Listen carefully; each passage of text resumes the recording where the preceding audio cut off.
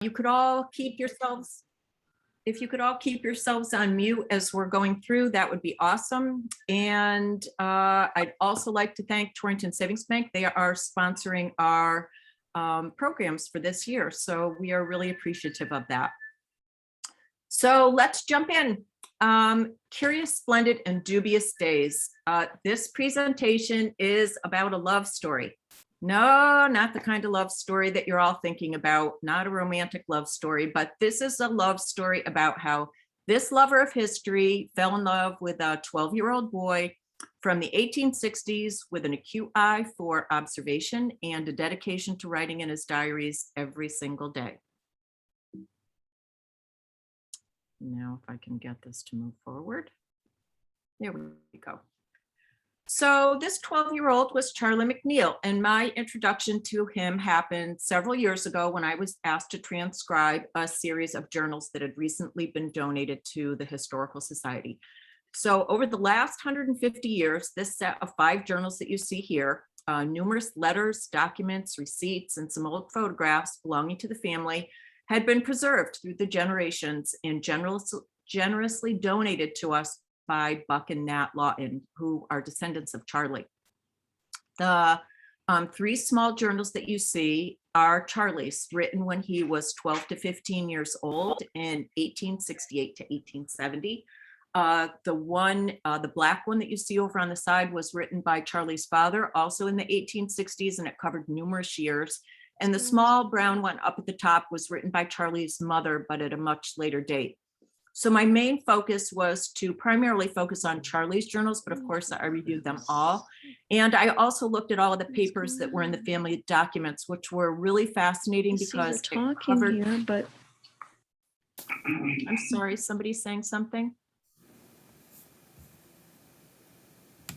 Oh, I thought somebody couldn't hear. So the other documents were also as fascinating as the diaries because it corresponded to the same time period and added an additional layer of context. So Charlie wrote his first diary entry when he was 12 years old. On January 1st, 1868, he says, "A very stormy and unpleasant day as usual. This is the first diary I have ever kept. It was a Christmas present from my mother, December 25th, 1867. And what you see on the screen is exactly how he wrote it with the capital K. And this was my introduction to Charlie. I was immediately interested in learning more about what Charlie had to say and was thrilled that I had 3 years of diaries to read. So journals were really popular in the 1800s. Many were pocket journals, very small, that you could literally carry it around in your pocket and write in it when it suited you, which is exactly what Charlie did, as he noted in November of 1870 when he was visiting relatives in Washington, Connecticut. He said, "Spent the day in rambling around at Uncle Fred's and writing this on top of Uncle Fred's haymow." So he's sitting on top of a haystack writing in his little diary. So although that small diary was really convenient for Charlie, it wasn't so convenient for me trying to transcribe them in the 2000s. It was a little bit of a challenge because of the handwriting, and capturing the data wasn't always that easy. Charlie managed to fit a lot on a single little page. He always wrote in pencil. Occasionally he wrote around the edges, as you can see on the right-hand side, and occasionally finished a thought in the back of the book.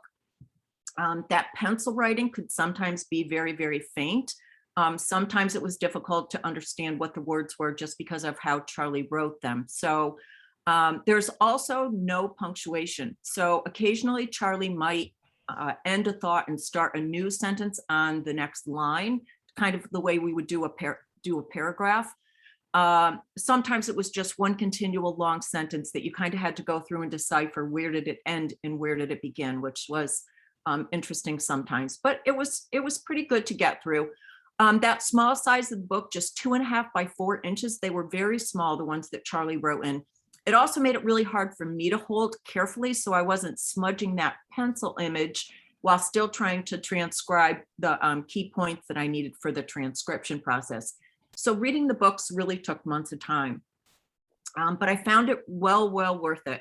Charlie had a lot to say, and it gave us this really unique insight into what life was like, not only for a young boy during this time period, but also provided insight into what life was like for the adults at that time too. From Charlie's point of view, it may not have been the way his parents thought about things or the neighbors thought about things, but it was Charlie's view of what life was going on for the adults. Most diarists at the time were either writing because they were keeping track of business dealings in their journal, or they were writing personal things that they never thought anybody would ever read. Charlie had this kind of uncanny ability, though, to write as if he thought somebody was going to be looking at it 100 years down the road.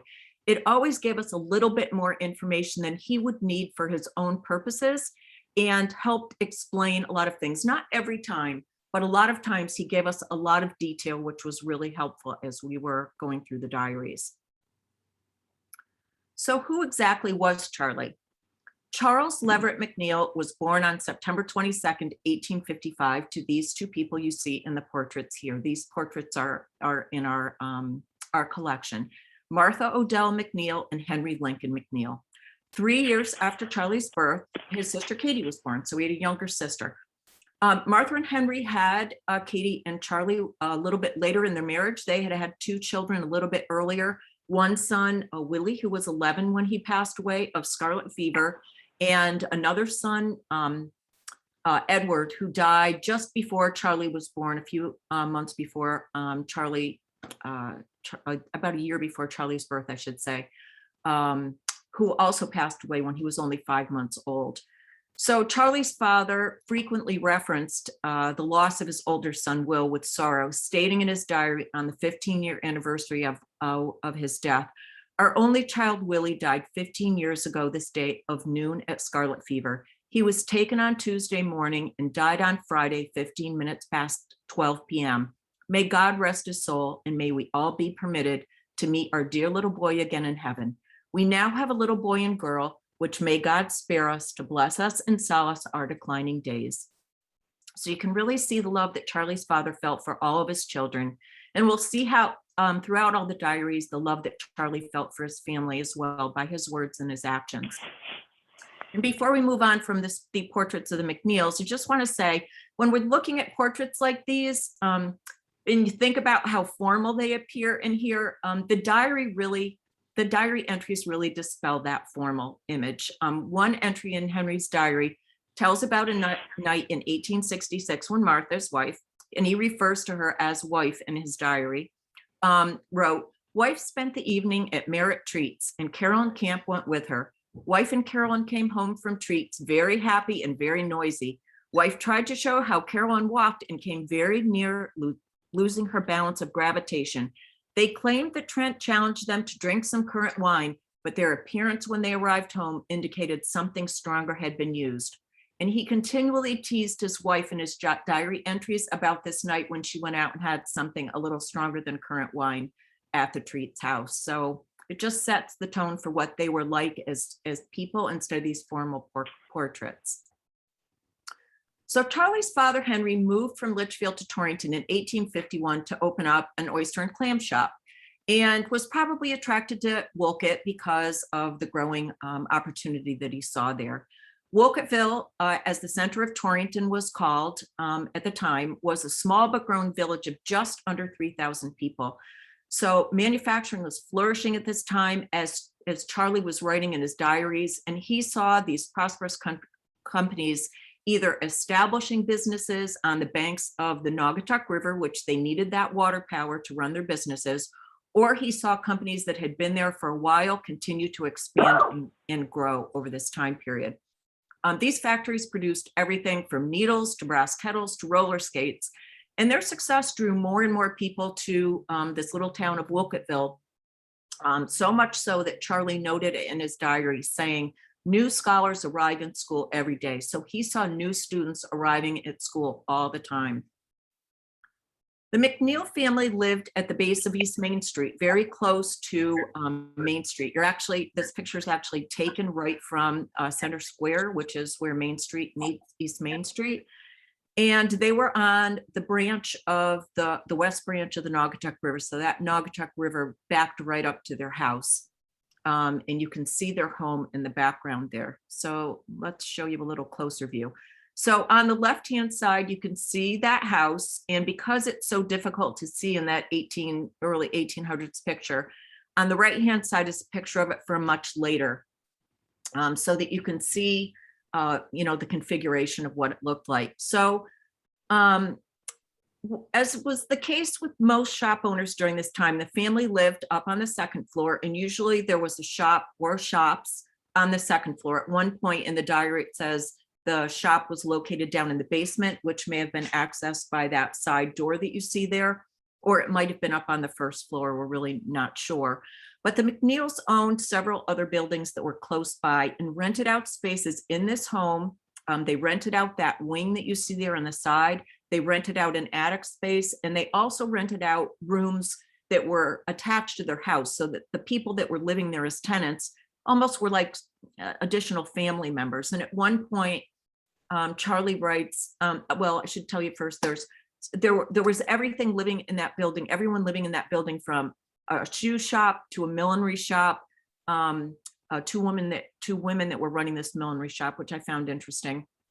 And Charlie explained about the different tenants that lived there. He kept track of all of them in his diary, who came, who left.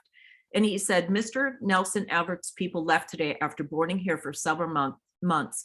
Mother felt very sorry to have them leave. They were so much company. So you really got to see what it was like in the Mcneil home as Charlie's writing about all the comings and goings that are happening at the time. And although we don't have a store from that time, we know that it probably operated as many other stores in town did at the time. This is the Charles Scoville store right on Main Street, around the corner from where the Mcneils lived. And although it's hard to see, Scoville stores advertising groceries and provisions, fish, oysters, vegetables, bakery, etc. And Charlie's father's Henry store was no different. We know from receipts that we have from the time period, again, this was in the collection that was given to us, and also from Henry and Charlie's diaries, because they keep receipts of what they sold in the store, that the store sold not only clams and oysters, but all kinds of fish and shellfish, bluefish, mackerel, halibut, lobsters, as well as shad pie, cigars, which are spelled S-E-G-A-R-S, sugar, cabbage, beer, and potatoes. Other stores lining the streets of Wolcottville sold harnesses and grain, wallpaper and paint, or businesses such as barbershops, dentists, photographers, doctors, and pharmacies. So these were all within walking distance of most of the citizens at the time. Occasionally, Charlie mentions that his mother and friends, her friends, might take a trip to Winsted or to Hartford to get specialized goods that maybe they couldn't get in the center of Wolcottville. But for the most part, everything was in this small community. So they were all centrally located. And it's this community that Charlie is watching and viewing. He lived and played here, and this is what he's writing about in his daily entries. Charlie also always starts off his diary entries about the weather. And as any of you have come across old diaries know, many contain rather dry entries about the weather, and they're really not that fascinating to read today, even though they would have been important for business or to get around in their horse and carriage to know what the weather was going to be for that day. But Charlie has this quirky sense of humor and keeps the descriptions from being anything anything but boring. So on April 6th in 68, he says, a very curious day. It would snow and then it would rain, or almost.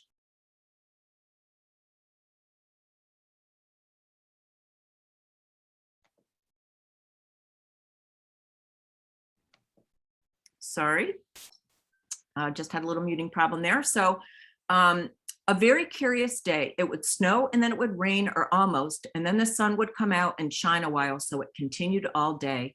On February 27th in 68, it said, it snowed very fast and heavy all day without stopping to take breath.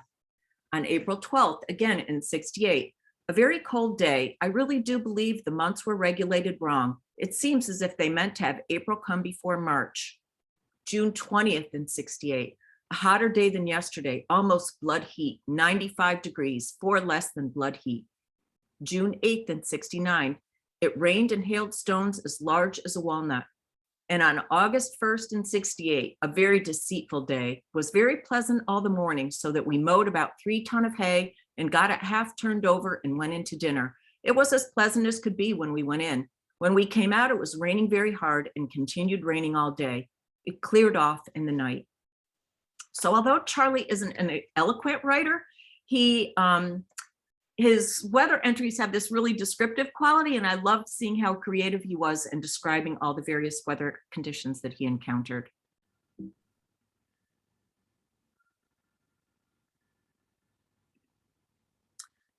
So once Charlie finished describing the weather, his next entry was typically related to school or chores. So although Charlie and his younger sister initially attended one of the small one-room schoolhouses that were in town at the time, when Charlie was 13, he began attending the academy. This small wood structure on Prospect Street was only 5 years old at the time that Charlie started to go to it. And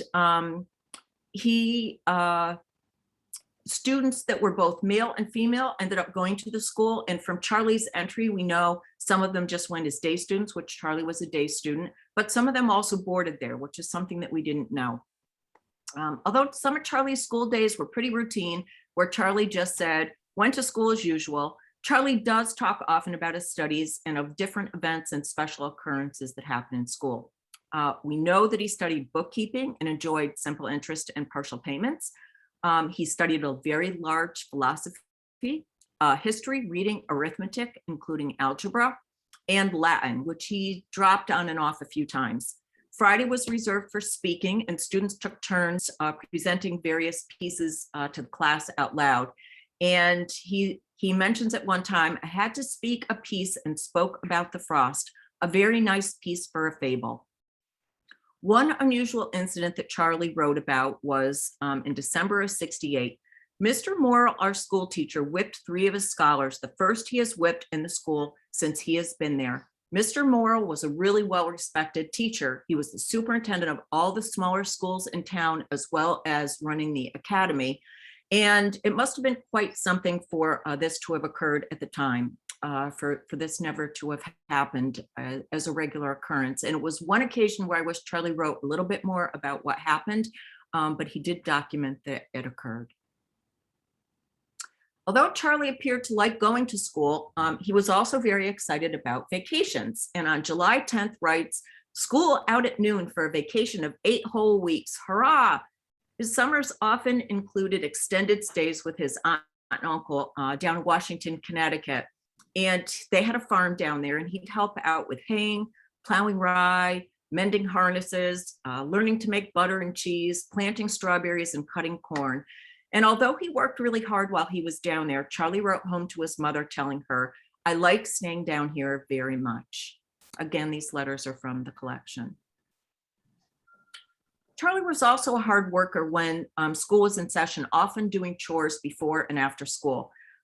Sometimes I'm sure he was working because he was asked to do so, but some of it was clearly self-motivated, or also because he needed or wanted to help out his mother or father. He was always chopping wood, as they needed the wood to fuel their stoves and fireplaces for both heating and cooking. And his pride at managing what he viewed as such a big job was really touching when he wrote in October of 68. He's 12 years old at this point. He said, I worked all the morning at bringing in and piling up wood and finished it, a very large pile for a small boy to do. It made quite a large pile in the house, worked at it for 4 days.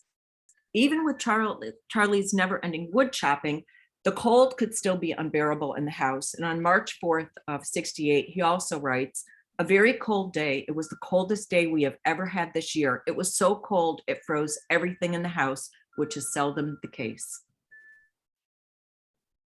Charlie also spent a lot of time gardening. And his wry sense of humor made me laugh when he wrote in the spring of 69, I hired out today for the summer and fall as gardener and doing other jobs for Mrs. H.L. Mcneil for $10. Commenced garden today. Mrs. H.L. Mcneil was his mother. So his mom hired him for $10 to do all her gardening for the summer. He typically began his gardening in May. He wrote, I marked out my garden and made a flower garden for Katie. 2 days later, he continues, made my garden and planted it with beets, radishes, beans, peas, cucumbers, and potatoes, also lettuce and tomatoes. We also know he planted radishes, corn, and describes preparing an asparagus bed and also erecting bean poles. In October, he writes, I expected to go to school today, but had to stay home to dig potatoes all day. I'm sure his family needed those potatoes to get them through the winter.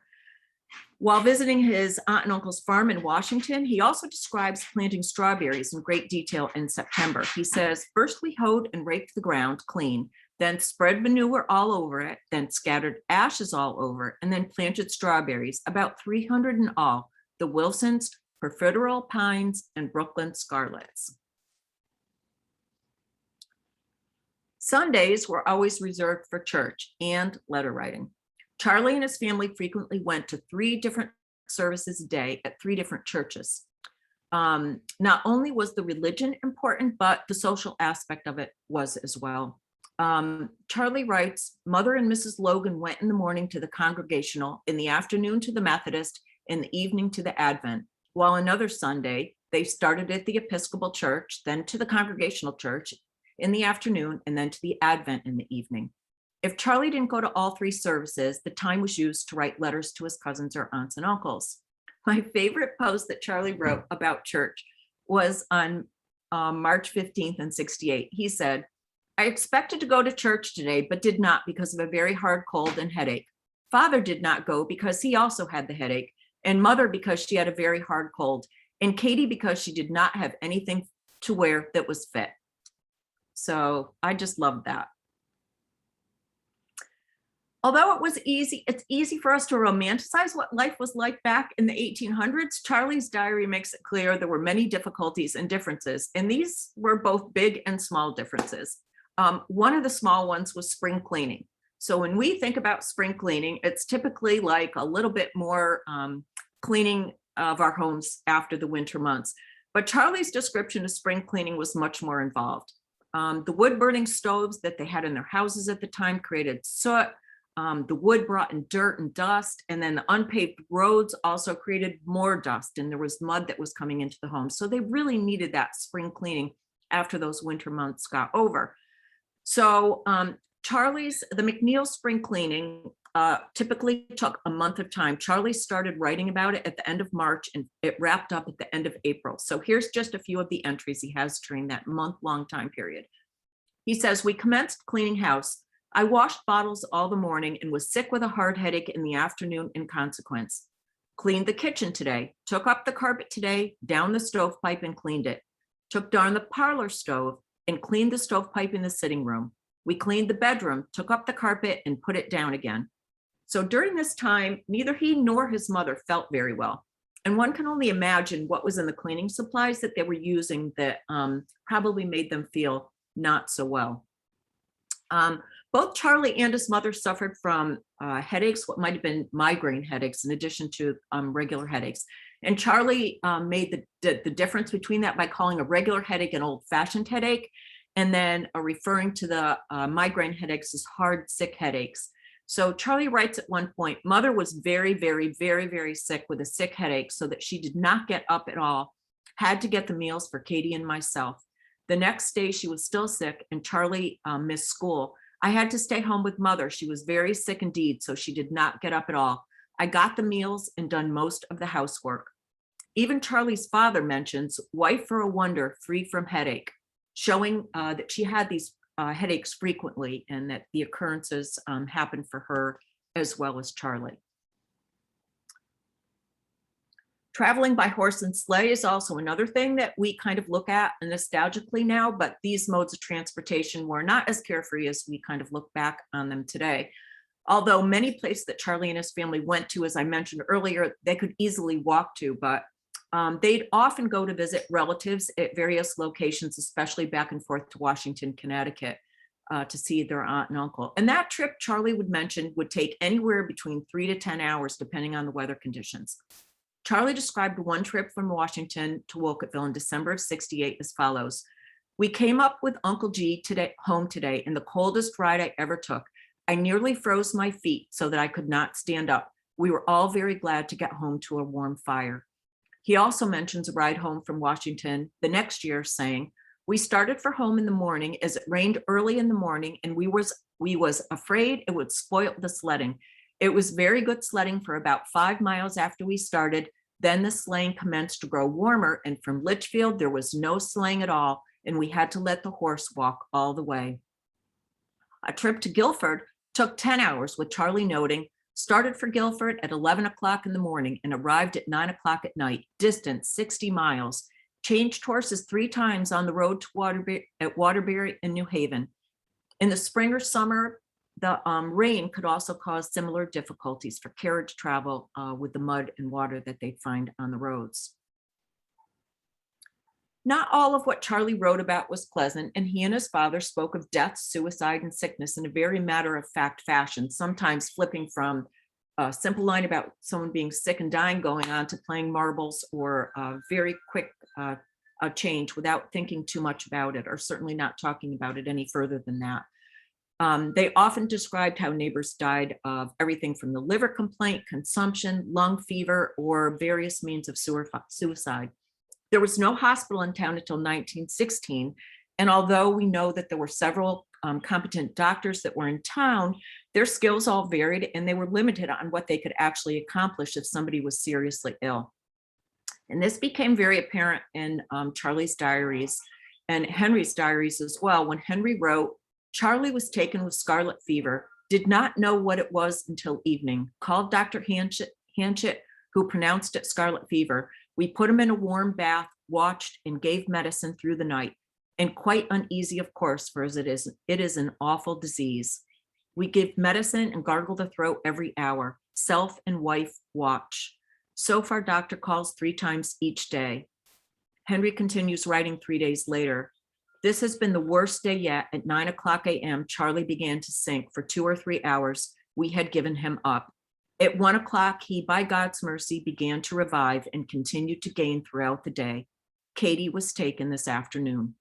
The support of the community was critical, with neighbors often watching, along with one of the Mcneils, all night, or to bring food or just visit once the children got better. After losing one child to the scarlet fever, one could only imagine what a stressful time this was for the Mcneil family. Charlie didn't leave the house for 6 whole weeks as he continued to gain strength, and finally went back to school after 7 weeks. And Katie also got well. And it's clear from reading the entries during this time period that from both Charlie and his father, that Charlie was often too sick to write in his diary, but he did not want to miss a day writing in his diary. So once he started to recover, he wrote that he was allowed to write a little for the first time in almost 3 weeks. And we can see that he went back and recreated the days that he missed in his diary by using his father's journal to fill in the days, sometimes using almost the exact same words as his father, really showing how important it was that either he make sure that he had captured the detail of that illness, and that he also didn't leave any blank pages in his diary entries. So Charlie's parents were quite worn out from this month-long ordeal of caring for their children and getting them back to health, and still running the shop and taking care of the house. So after the crisis was over, Henry Mcneil notes in his diary, "The children are doing well. I slept in a bed for the first time in 15 days. My garments were not taken off for 12 or 13 days. Henry also praises the efforts of his wife, stating, "God bless my wife. She is our guardian angel, and she is the leading spirit, and I go by her directions entirely. She is our guiding star in all things appertaining to the sick room. What would we do without her?" Clearly showing the appreciation that he had for his wife during this time period, all the time period, with the way that he wrote about her. But the Mcneil's medical trouble wasn't over yet, as later that month, Charlie's father began experiencing severe pain in his back and his leg. He had been diagnosed with a liver complaint a little bit earlier, and the pain in his back was so bad that he was endlessly seeking doctor's help to relieve his pain and address his illness. So now Charlie McNeil's dad is ill as well. And the posts from this time period are really heart-wrenching, with Charlie providing a day-to-day accounting of the progression of his father's illness. Charlie tells at least 7 different doctors from Torrington, Bristol, Waterbury, and New York who treat his father. They always promise that his father's going to get better, that it will take time, and they're all prescribing different medications. But the frustration with the effectiveness of the treatment shows with Charlie writing, "Father left off Dr. Bodyfield's medicine and commenced taking Dr. Phelps. He has fairly tried Dr. Bodyfield and done him no good. Often morphine was the only way that Henry could get any relief from the endless pain that he felt." Charlie said, "Stayed home in the afternoon to help father in the store. He was a great deal worse and had to call on Dr. Hanchett in the evening. He was so bad, it did not seem as if he could get through the night. He was in such pain, but doctors stopped that entirely." Charlie was also concerned for his mother, writing, "Father is very bad now, and mother feels terribly, but does not show it before father, which is very hard for her." So Charlie's only 12 years old while this is going on, but his family didn't have any choice but to ask him to help run the shop on days when his father was too sick to do so. Charlie says, "Did not go to school all day, stayed in the store alone all day. I was very busy all day and in the evening." The next day says, "Stayed in the store again all day and done all the work. Not much trade, not nearly as much as yesterday." And after the week said, "Done a pretty good week, work all alone." Charlie's father might make an appearance during the day or make arrangements for a young boy or a man to help Charlie out, but very often Charlie was on his own. He faced, therefore, a number of different issues during the day, and he would record it later in his journal. He noted that there were many different bars that were in the neighborhood, and Charlie notes, "No fight all day for a wonder, but a great many drunk. Did not keep the store open in the evening, too many drunk." He also worried about delivery problems. The train service in Wolcottville began in 1849, and shops like the Mcneils relied on the prompt arrival of goods to continue their businesses. So Charlie says in April of 68, "Did not have any fish, oysters, or clams all day until the 8 o'clock train came, when oysters came, but rather too late. Done a good trade considering the circumstance." 5 days later, he said, "Nothing to trade today except oysters, and very few at that." His father did provide some encouragement and financial incentive while Charlie was working in the store, and Charlie writes, "I got $1 for a day's work today. Father said he would give me $1 this morning if I would trade $36. I traded 37 and got the $1. Clearly showing Charlie's motivation and pride in earning his dollar. After a month of helping out as his father's situation continued to worsen, Charlie wrote, "Father rented the store to Mr. Scoville for 1 year at least. I like this idea very much indeed, more than anything I know of just now." Although he never complained about assisting, you can tell that although he's worried about his father, that getting the help in the store was really important to him. It was really weighing on him that he was alone in the store all day long, and that this news came with a great deal of relief. Charlie's father's illness continued to worsen, and Henry expressed a desire to see the ocean, so his brother and wife took him down to Guilford, while Charlie and Katie were sent off to their relatives in Washington, where Charlie always was checking the mail to find out any word of his father's improvement. But that was not to come. As his father's end grew near, Charlie and Katie were sent for to go to Guilford and see their father one last time. And Charlie recalls the day on August 20th, 68 as follows: "The saddest day in all of my life. My dearest father died about 7 o'clock in the morning. He suffered terrible and died a dreadful death. He was conscious until an hour of his death. His last words were, 'My dear wife.'" That next afternoon, Charlie continued to write, "A very sad day for me. We started for home with father at 4 o'clock in the afternoon and arrived at half past 8 o'clock and found friend without number waiting for us. It was a very sad meeting for us all and the saddest ride I ever took in all my life." Again, those neighbors providing the solace for that grieving Mcneil family. Charlie manages his own grief during this time, but also mentions repeatedly how concerned he is for his mother and often forgoes activity to stay and keep her company. He writes a few days after they get home, "It is so sad without dear father to comfort and advise us, although mother keeps up wonderfully and I help her all I can possibly."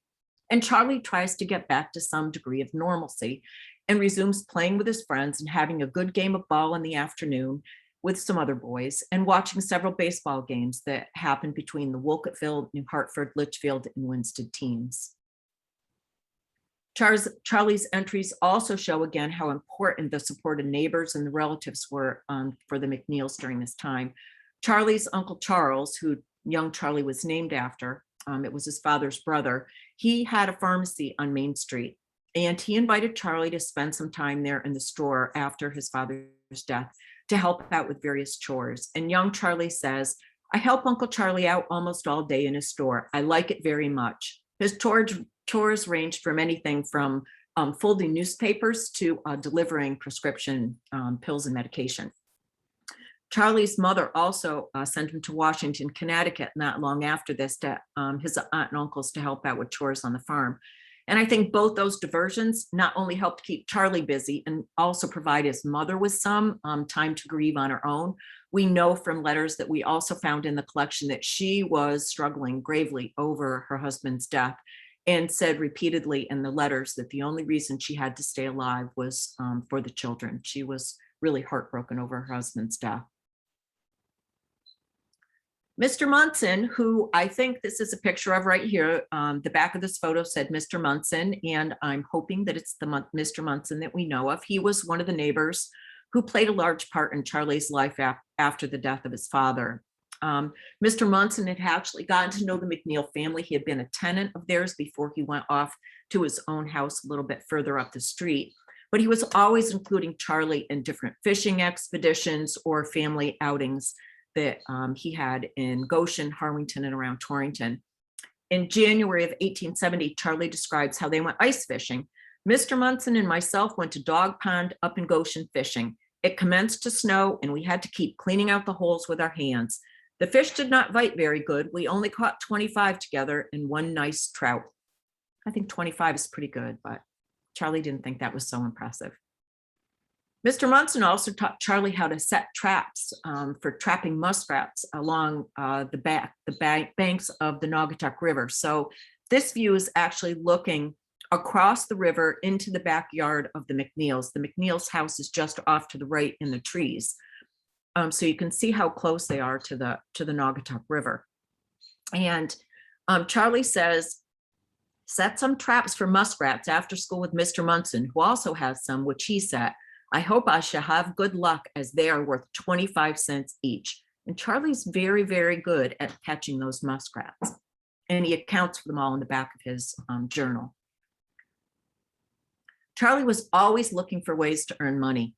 He states in his diary in 1870, saying, "I have got to depend on my income this year, which is not such a great deal, I being worth not very great sum, for my spending money. I am worth today about 175, but I'm going to try and see if my income will supply me with spending money."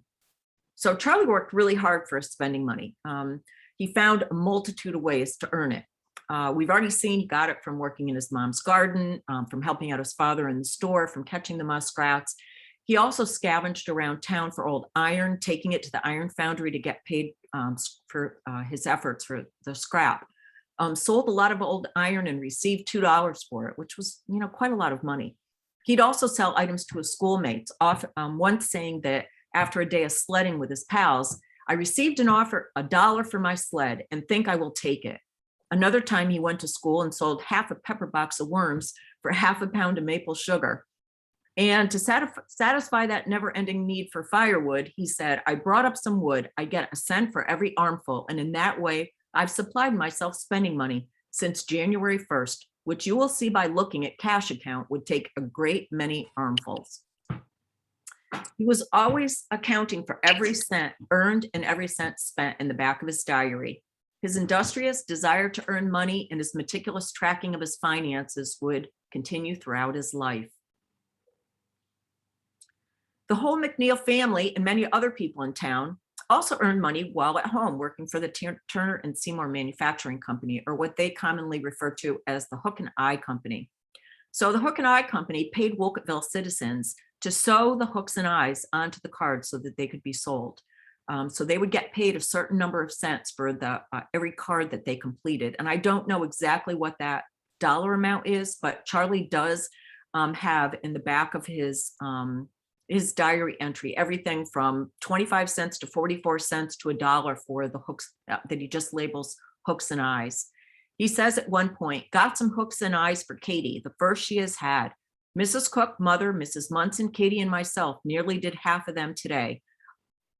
So this was a family and community affair with everybody taking part in helping out at the Hook and Eye Company and earning a little bit of extra spending money.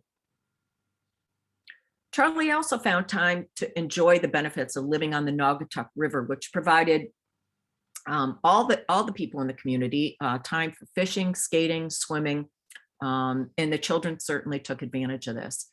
Although Charlie spent a lot of days helping his mother versus skating after his father's death, saying cousin Frank and the other boys went skating up to the near dam, which you can see here on the left-hand side.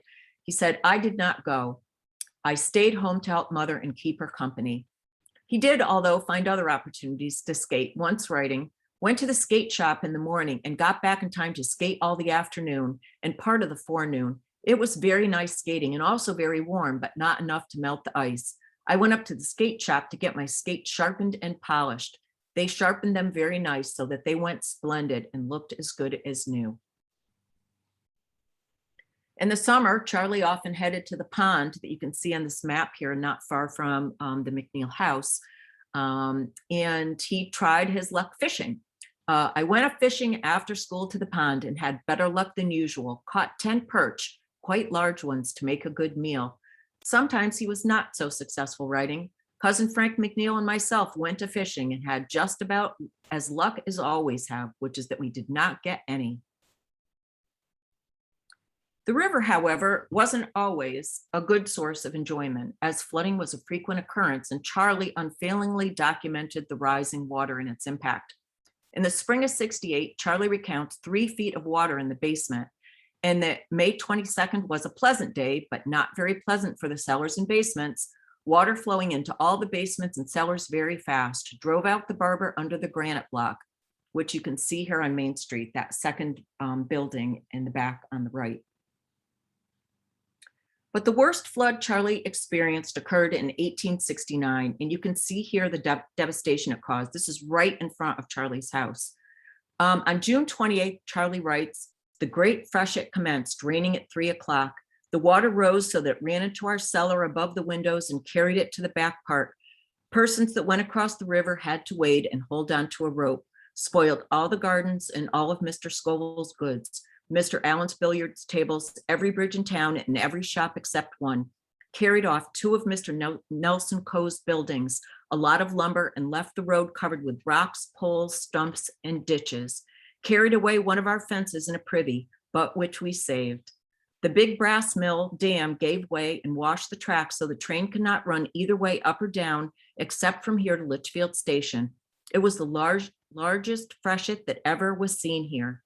June 29th, the next day, he was so awed by what he had seen. He got up at 4 o'clock in the morning, could not sleep, went all over town before breakfast. It does not look as if there ever was a road in some places. This was one occasion where Charlie had so much to say that he used the back of the memoranda pages in the back of his diary to capture all the details of the event. Charlie spent days helping the shop owners clean up mud and throw off stones from the sidewalk. And we also know from Charlie's diary, we didn't have very much information about this flood at all, but we know that from Charlie's diary that it took 3 months to repair this bridge here that was in the center of town. You can see it right in the center. It's a little bit difficult to see, but Charlie does tell us that it took 3 months for the Main Street Bridge to be repaired from all the damage. In the fall of that year, Charlie tells of another rainstorm, writing, the river was very high, but the dam stayed it good. This is enough for this year. Although Charlie experiences some really difficult times for a young boy, he had an incredibly positive attitude and spent many happy days playing with friends and enjoying his childhood, rarely noting a day that he was bored or unhappy with something that was going on. He loved sleigh rides, going with groups to Litchfield, Mattatuck, and Winsted, even working with a friend to organize a group of 16 of their friends to go out on their own. He foraged with a friend for curious stones to start a collection, traveled to Litchfield Station and various other sites around Torrington to find chestnuts, butternuts, and walnuts. He makes a kite and flies it and plays marble whenever he can, saying that marbles are all the rage now, and maintaining his good sense of humor, saying, played marbles and had pretty good luck today, lost 33. He expresses enthusiasm for experiencing a number of firsts, which he always says, it was first time I did this, it was the first time I did this. It was his first time playing croquet. It was his first time attending a house raising, traveling to St. Louis, learning the new game of authors, which he enjoyed very much, and even gave the velocipede a try. And he expresses curiosity and interest in the world around him. He recounted all of the elections nationally and locally that were happening at the time. He talked about an eclipse that he wasn't able to see and was disappointed about due to the clouds, and also attend several court cases in town held for minor infractions that were occurring. But he had very definite opinions on the law and whether this was a good case or a bad case and on the outcome, which I also thought was very interesting. And also in this 3-year time period, Charlie learns how to dance. So from the period after the Christmas holidays up until Lent was filled with sociables and balls. So everyone was going around town to different locations for these events. And these happened on weekdays and weekends alike, even though it was during school. So across the street from the Mcneil house was the Allen house, which was this large 3-story building that you see here. It was owned by Henry Allen Sr. and catered to travelers that were coming, but they also had dances and balls there that the locals attended as well. And Katie and Charlie were friends with the Mcneil children. Charlie wrote about his dancing for the first time. He says, I tried my luck at dancing for the first time. I danced the money mush and the quadrille. I should not advise to try money mush for the first trial. I like it very much. He also attended a sociable at the Midgeons soon after and tried the money mush again and the Virginia reel and had a splendid time. A month later, he said, we all went to the sociable in the evening at Mr. General Brady's. We had a good time and I danced money mush again. I can dance it right through now without having any help or blunder. 2 nights later, he learned how to dance the polka with Miss McDonald and went home with Miss Emma Church. To end out the season, he went to a ball at Wadham's Hall. I took Miss Nellie Allen. I danced nearly every set except round dances, which I did not try. I danced 12 sets. We went at 9 p.m. and I went home with her at 3 a.m. and then I came back and stayed until 4 a.m. The next morning, he went off to school at 8:30, and none of the other boys who had gone to the dance went to school that day. But 2 scholars fell asleep in school, and Charlie was very proud that he stayed up until 9 o'clock that night. Charlie was always really good about capturing interesting things going on in town, and one item that particularly caught my attention was this one. Professor E. Laffey walked a tightrope from the hall across the road, and there was an exhibition in the hall afterwards. And the reason it stood out to me is because this photo, which you see the detail of the tightrope walker on the right-hand side, was in an exhibit that we did a few years ago called Through the Lens. And we didn't know exactly what it was. We knew it was downtown, but I can't prove that this is exactly what Charlie saw that day, but I'd like to think that this is what Charlie saw and that it was documented in his diary. Charlie also talks about the many changes and improvements that his mother Martha makes in their home, shop, and other properties after her husband's death. He mentions at one point that she's building an oyster shop. We also know that she wants to build a new house on the property that's right next door to their house. There was a little empty lot that she could build her house on. So she would go down to Waterbury to meet with the architect. And there was one occasion when she was planning on going down there and something came up and she wasn't able to go. So she sent Charlie down by himself. So he went down on the train to meet with the architect. He knew what changes his mother wanted. And Charlie writes, Mother sent me alone to do the business, which was to alter the plan that Mr. Hills had made. I'd done it up good and came home in the evening. Martha's new house was completed 4 years after Charlie's last diary entry in 1870.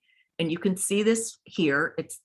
You can see the Mcneil house is the third one up in the picture. The new Mcneil house is in the center.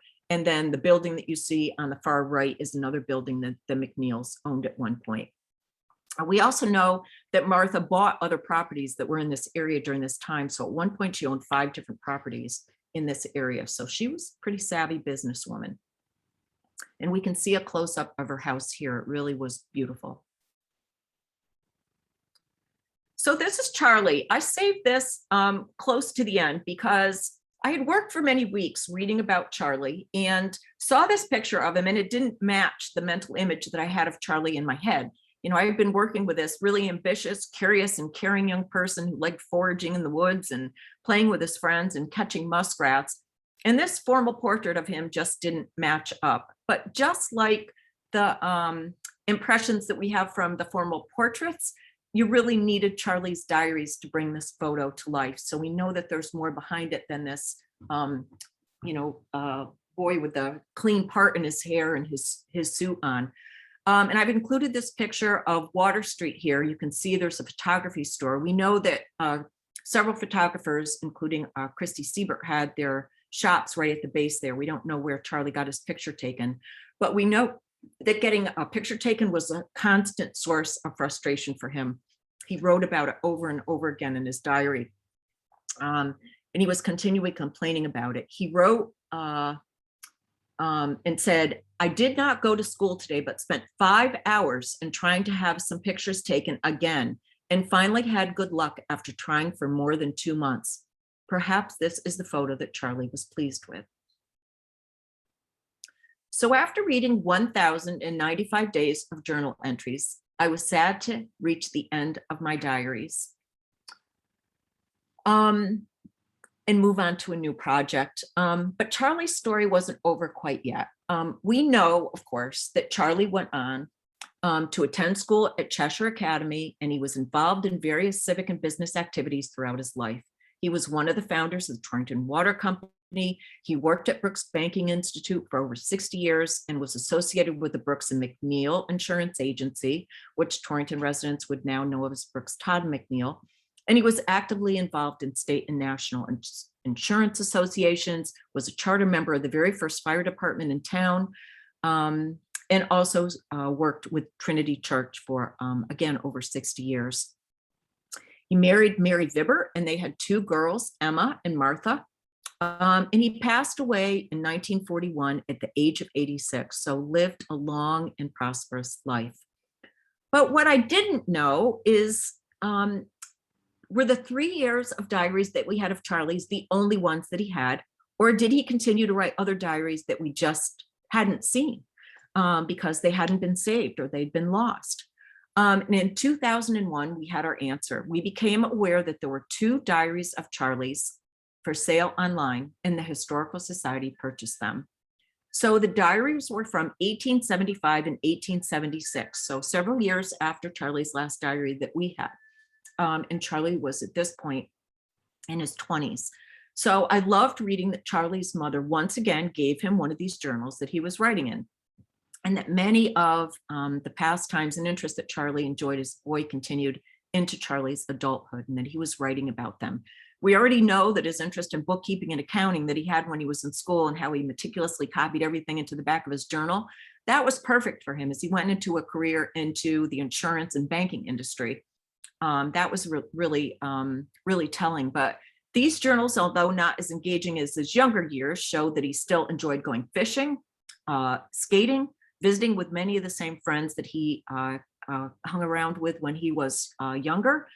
He also still gardened a lot and attended church. He also tells of going out evenings with his soon-to-be wife. We also know that he didn't lose his sense of humor. So you know how meticulous Charlie was about writing every single day in his journal when he was little. Well, he didn't do such a good job of it when he was an adult. Probably was a lot more busy. But he had a little sense of humor and would write all these funny little quips and the empty days in his diary. So here's some of what he wrote. "Every day is lovely. What did I do here? ate 3 meals, or arose, ate 3 meals, and retired. So he still has that funny sense of humor, and we still got a lot out of the journal entries that he did write about. And Charlie writes at the end of the diary in 1875, "I shall endeavor, as usual, to keep a better diary the next year," leading us to believe that he had kept diaries continuously since his childhood. So that intervening period that, we missed out on before we got these 2 journals, and they would continue to do so going forward. So perhaps these other diaries will come to light sometime in the future for us. But for now, I'm content that I got to go through the diaries that we had for Charlie and of his parents, and that his daily accounts provided such insight into life in the 1860s and 70s. Charlie wrote in 1869, "I read a composition for the first time today. It was on books, and I was so excited when I was going through the paperwork from the family that the book's composition was actually one of the things that his mother saved." So he writes this: "After we have been reading stories that are not true, but very exciting, and then we read true ones, they seem very dry in comparison with the others. However, I would like to say that Charlie's diary entries prove that wrong, and that with his sense of humor and his dedication to writing every day, and observant capturing of all that went around him in Wilkettville, that his true story was very exciting indeed. And I hope you found them to be too." So I'll stop sharing this and see if you have any questions for me about Charlie. You can feel free to take your.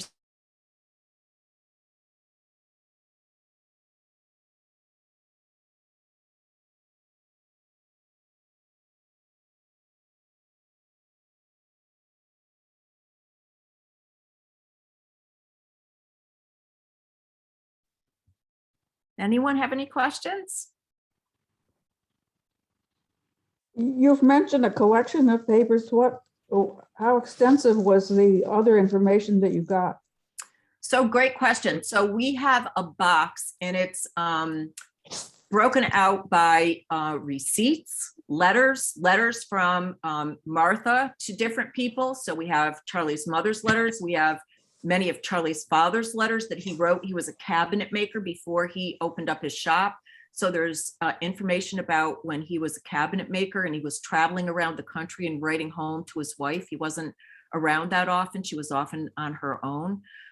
We also have a lot of Charlie's letters. I'm presuming that his mother saved those.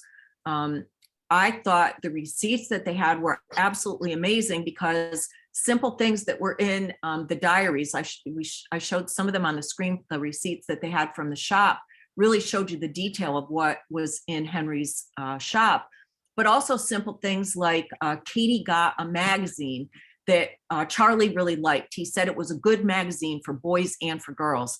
And the receipt for that magazine was actually in the paperwork. So you could tell it was just this additional level of detail that went along with the journal entries. So it's a small box, but quite a lot of information that was contained in it. We were really lucky to have it all.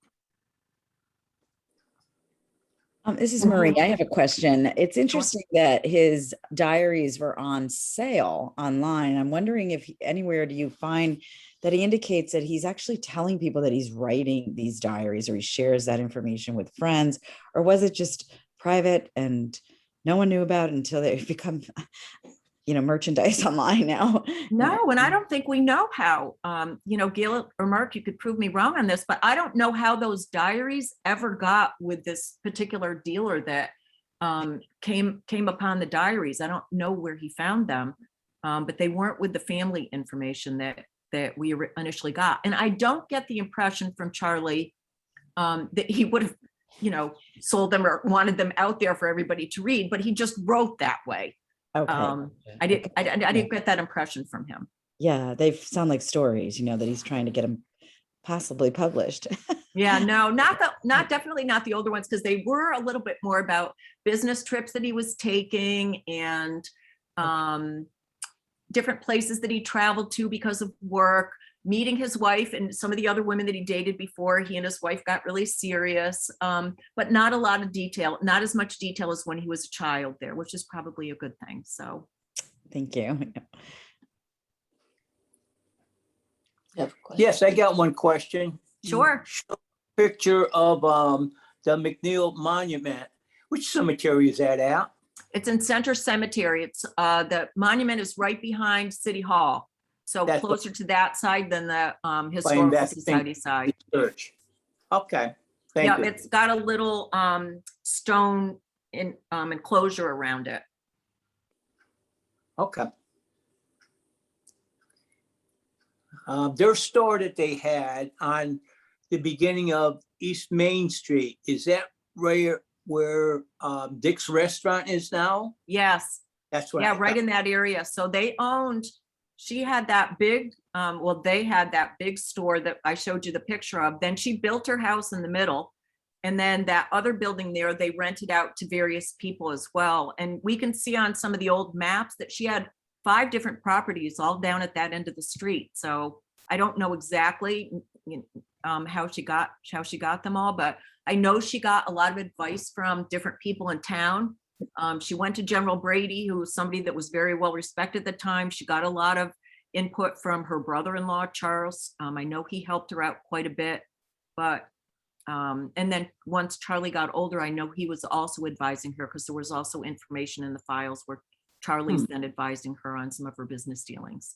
Okay. But she did pretty well for herself. Okay. Other questions?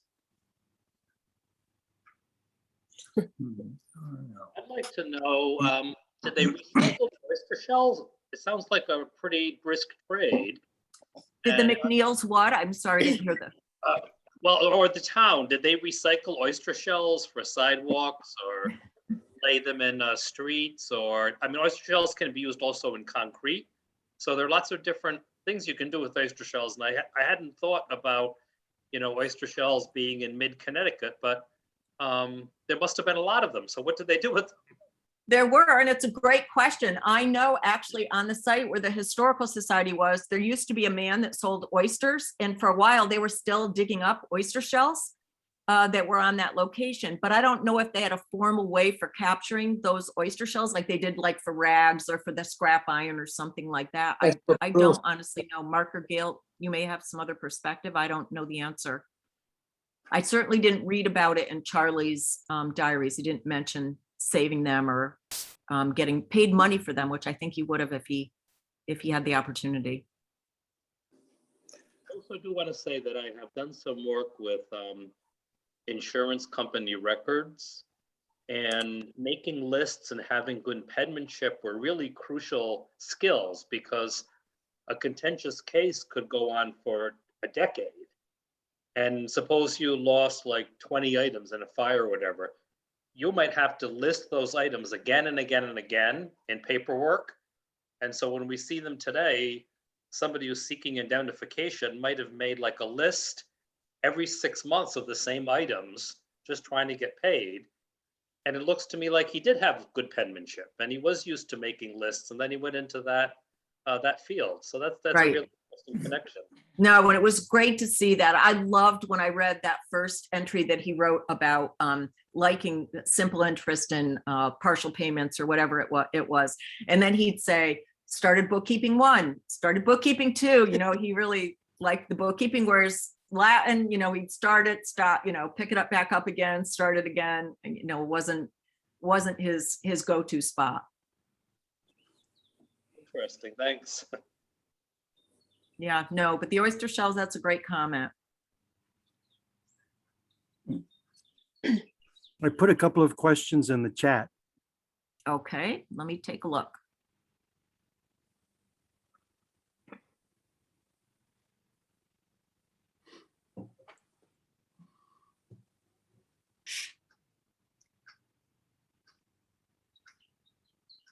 Okay. Okay, what stands now where the McNeil House on East Main Street was? Okay, so I can answer the second one easier. So where was the academy located? It was on the corner of Church and Prospect Street. So that academy building was really new when Charlie started attending it. It was only 5 years old, I think it was at the time. And that got built on, so when I showed that little picture of it, it was just it looked like a little house. They kept adding on to that, and eventually that became the high school. So, more and more people ended up going to that. So that was the academy. And then exactly where the Mcneil House is now? Gail and Mark, the fudge shop, maybe? Yeah, the candy shop on the bottom of East Main. We walked by it. Near Bocce's. Yes. Yeah. Yeah, so they were really low on the street. Like on the maps, they have the first building once it splits off from Main Street, then the second building, then there was that space there, and, then their first house. And then there were a couple buildings that were behind them, closer to the river, that she also owned. Oh, like on Franklin Drive. Yeah, Franklin. Franklin. Yes.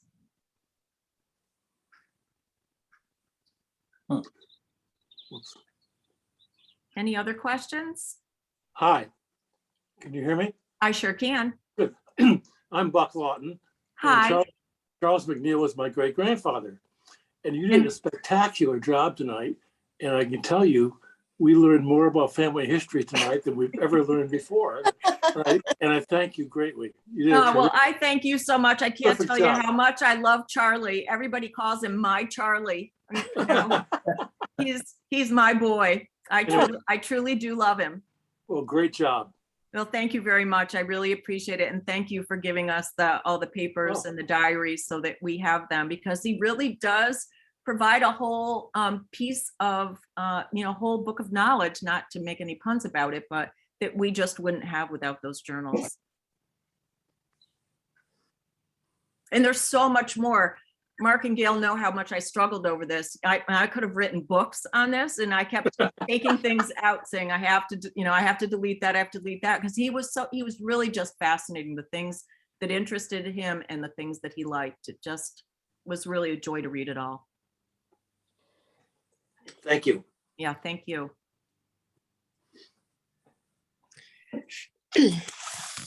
Anyone else?